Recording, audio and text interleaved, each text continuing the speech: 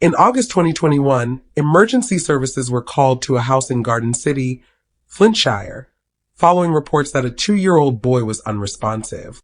That child was Ethan Ives-Griffiths, described in earlier photos as smiling, playful, and full of life. But what paramedics found inside the home told a different story. Ethan had suffered a catastrophic brain injury, along with dozens of bruises and fractures in various stages of healing, the unmistakable signs of prolonged abuse. The people responsible were not strangers.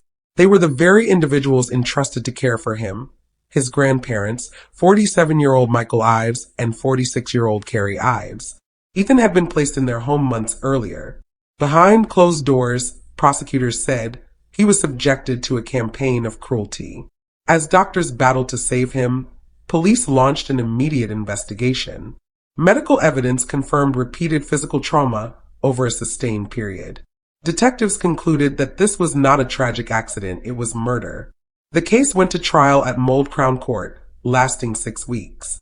Jurors heard harrowing accounts of injuries deliberately inflicted and opportunities to seek help that were repeatedly ignored.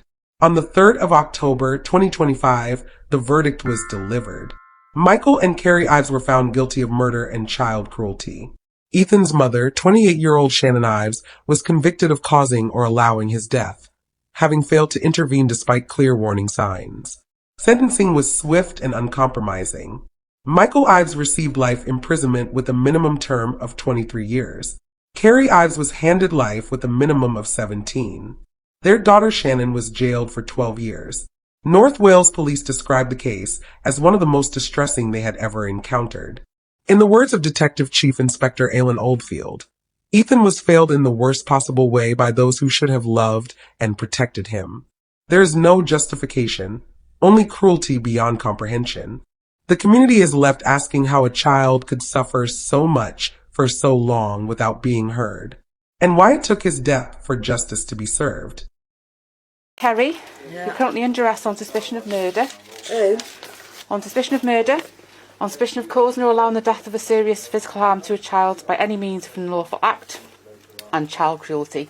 So you do not have to say anything, but it may harm your defence if you do not mention when questioned something later on in court.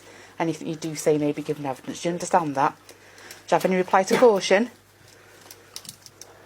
I need to find my solicitor. That's fine. Let me just pop some cuffs on you.